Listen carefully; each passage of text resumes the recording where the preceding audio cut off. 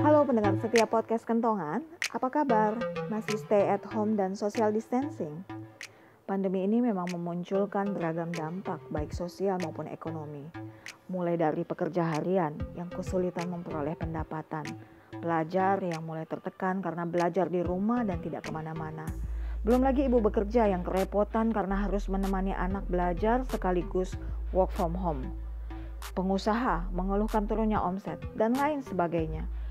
Podcast Kentongan episode 19 ini akan membahas bagaimana menjaga kesehatan mental kita di masa pandemi ini dengan prinsip ABC, Adversity, Beliefs, dan Consequences.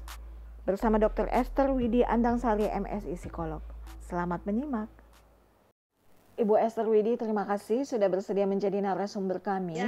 Pertanyaan pertama, Bu. Di masa pandemi ini dengan segala dampaknya, bagaimana kita ini bisa terus memiliki dan menjaga optimisme? Sebenarnya masalah optimis dan pesimis itu kan ada di kognisi kita atau di kepala sih sebetulnya. Jadi ini masalah paradigma berpikir gitu. Nggak harus nungguin COVID-19 sih untuk kita bisa berpikir optimis atau pesimis.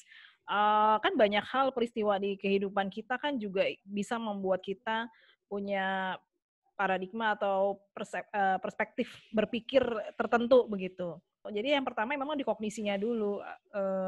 Kalau kita berpikir bahwa COVID-19 atau pandemi COVID-19 ini adalah satu kesialan, ya kognisi itu kan akan mengarahkan perilaku sebenarnya. Jadi ya kalau paradigmanya sudah begitu, itu kan paradigma pesimistik ya. Itu akan membuat kita akhirnya tidak punya semangat, tidak merasa bahwa saya punya pengharapan atau hope, dan akhirnya tidak punya tujuan dan akhirnya menjalani kehidupan ya begitu-begitu aja, helpless, hopeless gitu ya. Sehingga ya sudah, mau dikasih kebijakan apapun tuh akan sulit karena kognisinya sudah, menentang begitu. Tapi kalau kita berpikir bahwa, oh ini pandemi COVID-19, balik lagi kayak yang tadi bahwa nggak cuma saya loh yang menanggung dampak dari COVID-19 ini, ada banyak orang yang juga mengalami hal yang sama dan jangan-jangan ada orang yang lebih susah dari saya akibat si pandemi ini. Tapi saya berpikir bahwa kalau pandemi ini kan biasanya ada masa akhirnya. Nah, kalau dia punya pikiran seperti itu sebetulnya sudah ada gejala atau tanda-tanda punya paradigma dia optimis gitu. Jadi sebenarnya perspektif berpikir orang itu yang menentukan apakah dia optimis atau dia pesimis. Baik, Bu. Nah, apa perbedaan optimisme dan pesimisme dan apa dampaknya? Itu dia. Sekali lagi, pesimis dan optimis itu kan sebetulnya kalau dari konsep yang saya pegang, itu tuh pikiran atau kognisi kita yang bisa mengarahkan perilaku. Jadi kalau dia memegang perspektif yang pesimistik, maka itu akan mengarahkan perilakunya untuk dia tidak akan berjuang atau tidak akan melakukan apapun atau bahkan cenderung ya udah ogah-ogahan untuk menjalani hidup ini.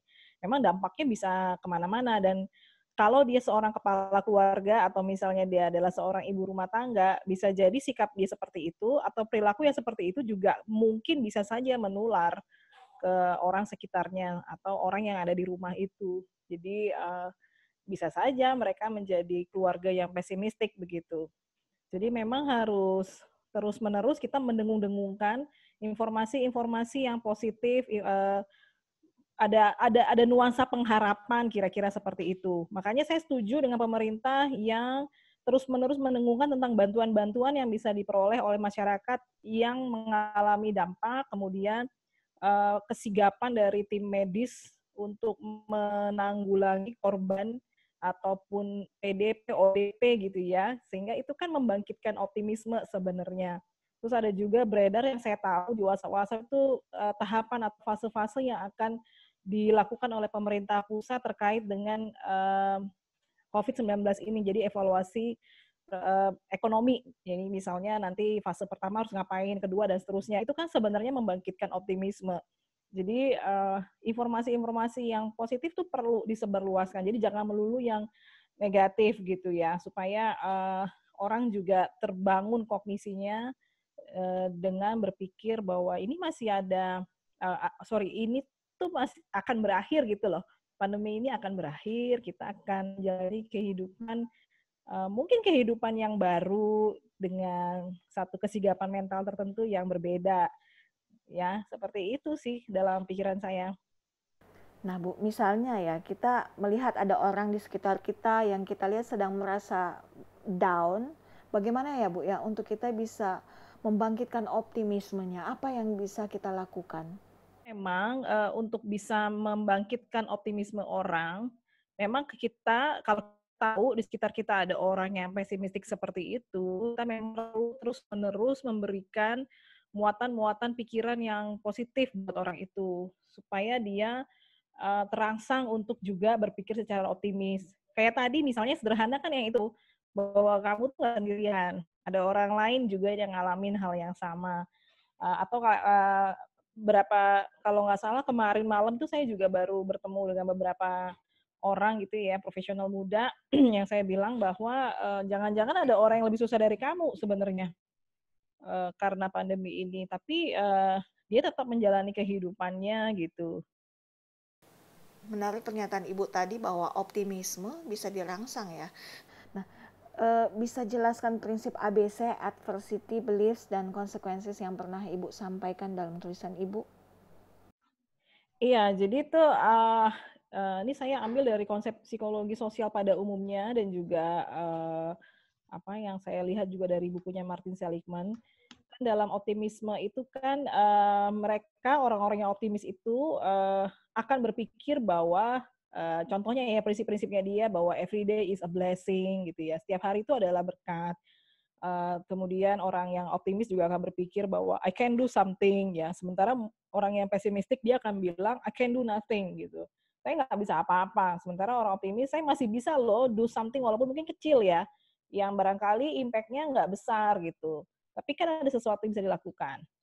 Kemudian yang tadi bahwa orang optimisme itu akan berpikir kondisi ini sementara, sementara orang pesimistik akan berpikir, ya ini pandemi yang tiada akhir, bahkan sampai tahun-tahun sebelumnya. Nah itu bisa jadi karena misinformasi yang betul dari pihak-pihak tertentu. Sehingga memang kita perlu kelola kognisi kita dengan seksama, sampai nanti akhirnya itu bisa mengarahkan respons dalam perilaku kita. Yang pertama ABC itu memang itu dalam bahasa Inggris, tapi nanti saya coba jelaskan dalam bahasa Indonesia. Jadi adversity atau bagaimana kita memandang satu kesulitan atau tantangan yang dihadapi.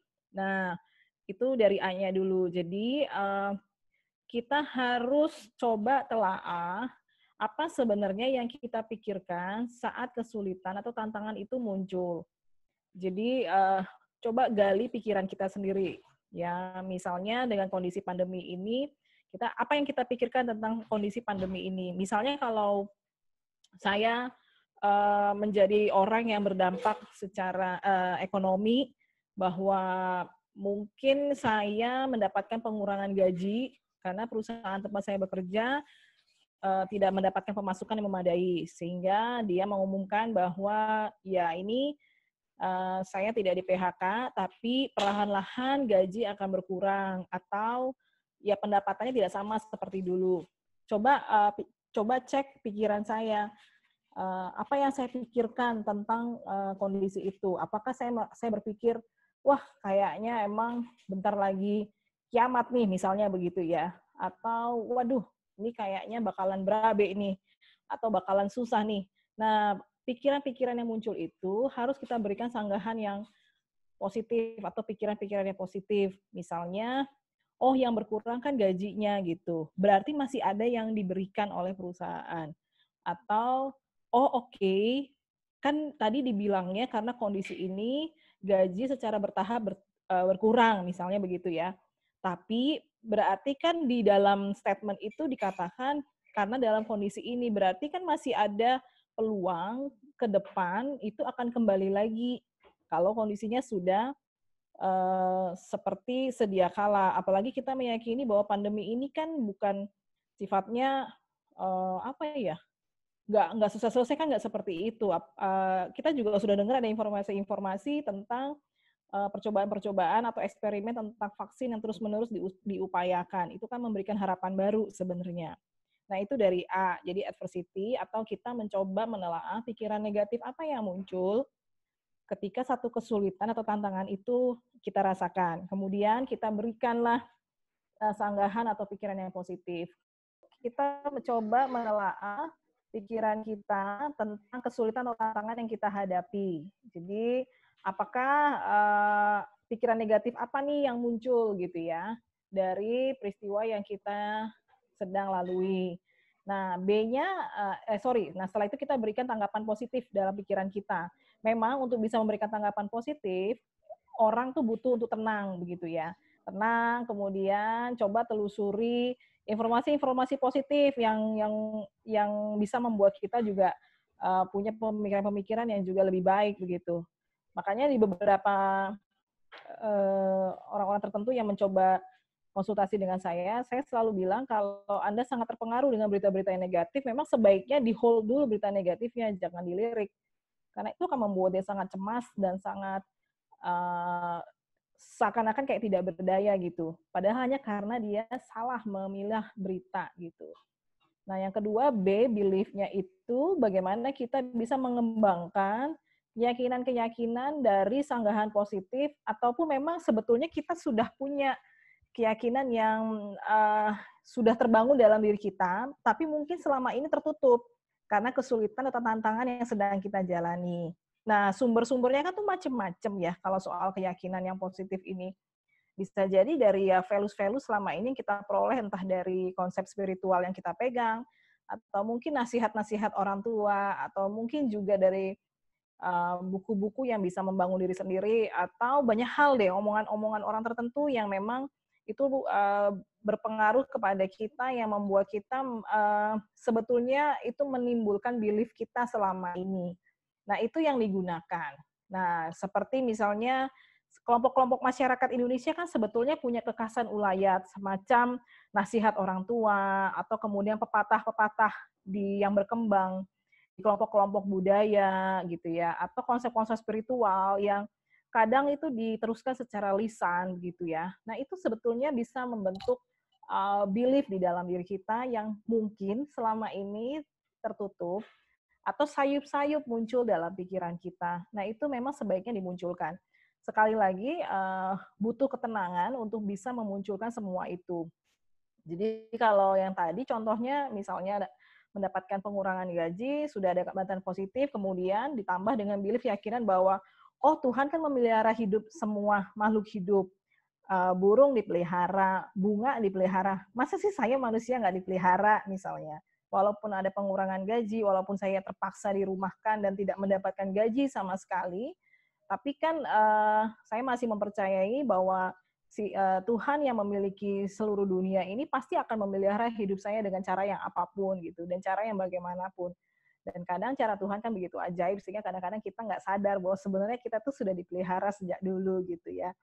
Nah, yang belief itu yang perlu dimunculkan kembali. Nah, nanti ya konsekuensi atau respons kita munculkan respon kita setelah kita menyadari, mendaratkan bahwa oh iya ya, ternyata saya punya pikiran negatif seperti ini. Saya bantah dengan pikiran positif, didukung dengan belief yang saya miliki, sehingga saya responsnya gimana nih? Nah, respons diharapkan adalah respon yang positif. Misalnya, begitu balik lagi ke kasus yang tadi, contoh yang tadi, kalau saya mendapatkan pengurangan gaji secara bertahap, karena perusahaan tempat saya bekerja mungkin tidak mampu untuk membayar gaji saya, kemudian saya meyakini bahwa oke, ini hanya sementara, Tuhan akan memelihara hidup saya. Respons saya adalah bisa jadi secara positif saya akan melakukan penghematan. Karena kan sudah ada tanda-tandanya dan sudah jelas bahwa memang ada pengurangan. Berarti kita harus adaptasi menjalani atau menjalani kehidupan saya berdasarkan apa yang ada. Misalnya begitu ya. Jadi melakukan penghematan. Kemudian yang kedua, mencoba berpikir tentang bagaimana kita bisa mendapatkan tambahan lain dengan situasi yang seperti ini. Karena kalau ditelusuri juga banyak juga orang yang akhirnya justru jadi semakin kreatif atau inovatif ketika ada tekanan. Nah, kemarin juga, kemarin tuh, apa namanya, saya ngobrol dengan salah satu seseorang gitu ya, seorang bapak yang, dia cerita bahwa sebenarnya perusahaan tempat anaknya kerja itu hampir saja mem-PHK-kan seluruh karyawan, karena merasa nggak sanggup untuk, membiayai, gaji dari karyawannya dia. Tapi anaknya dia itu memunculkan ide, jadi, bisa jadi proses ABC-nya dia, sudah dia lakukan begitu ya. Eee, dia memunculkan ide, kemudian dia menjalankan ide, idenya adalah semua produknya mereka itu difoto ulang, dikemas ulang, diturunkan harganya, kemudian dijual secara online, yang penting itu terjual banyak gitu ya, daripada harganya dipertahankan sama, malah nggak laku begitu. Nah, ternyata apa yang dia lakukan bersama teman-temannya itu membuahkan hasil, walaupun memang ada proses waktu, dan akhirnya malah justru, tanpa diduga itu mendatangkan, kebaikan buat perusahaan. Jadi akhirnya tidak ada satupun karyawan yang di-PHK karena ada inisiatif-inisiatif atau inovasi-inovasi yang muncul dari adanya tekanan. Melatih kognisi ini berarti kan ada suatu proses yang terus-menerus ya, proses melatih. Hari ini misalnya saya sudah memiliki optimisme, lalu kemudian dihadapkan lagi dengan tantangan, masalah. Bagaimana kita bisa memupuk ini ya Bu ya, supaya semakin lama kita semakin belajar dan semakin baik. Ada satu, tokoh di area psikologi, saya nggak usah sebut namanya nanti kesannya terlalu berteoritis gitu ya. Sebetulnya ketika kita mengalami, pernah kita mengalami kondisi puncak, kemudian kita down lagi, gimana caranya ya kita naik lagi ke kondisi yang pernah bagus gitu ya, seperti optimism yang dulu pernah kita miliki. Salah satu cara yang bisa dilakukan adalah kita review kembali, dulu saya mengalami rasa optimis itu seperti apa sih?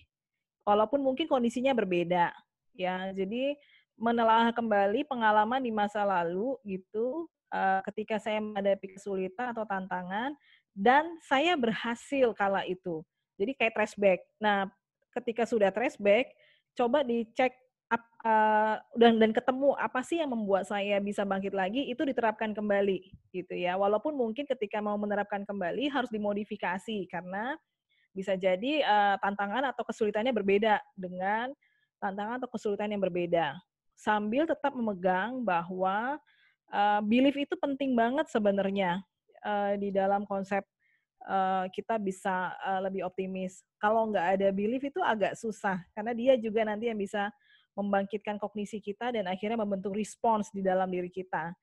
Baik, Ibu Esther apakah bisa memberikan kata-kata penutup untuk seluruh pendengar? Oke, sebagai penutup, ya mungkin saya tidak bisa tahu kondisi, Anda satu persatu seperti apa, tetapi ketahuilah bahwa respons kita, perilaku kita itu dikendalikan oleh kognisi kita. Kita tidak bisa menolak situasi ini, karena ketika kita denial atau Anda denial, marah begitu ya, bahwa kenapa sih saya begini, kenapa sih saya begitu, kenapa sih, negara begini dan seterusnya, ya itu sebetulnya reaksi dari emosi dan harus segera diselesaikan. Jadi jangan terlalu lama, eee, apa namanya ya, berkeluh kesah dengan emosi, tetapi selesaikan, setelah itu harus bangkit, munculkan konsep ABC, Anda harus memberikan bantahan yang positif, kemudian munculkan keyakinan-keyakinan positif dalam diri Anda, kemudian juga beresponlah dengan tepat gitu ya, sesuai dengan kemampuan yang memang kita miliki. Ya, jadi, tetap harus ada solusi yang dipikirkan dan dilakukan. Oke, itu aja dari saya. Terima kasih banyak Ibu Esther Widi. Warga negara ingat prinsip ABC ini. Jaga kesehatan jasmani maupun mental diri kita sendiri dan orang-orang terdekat. Sampai jumpa.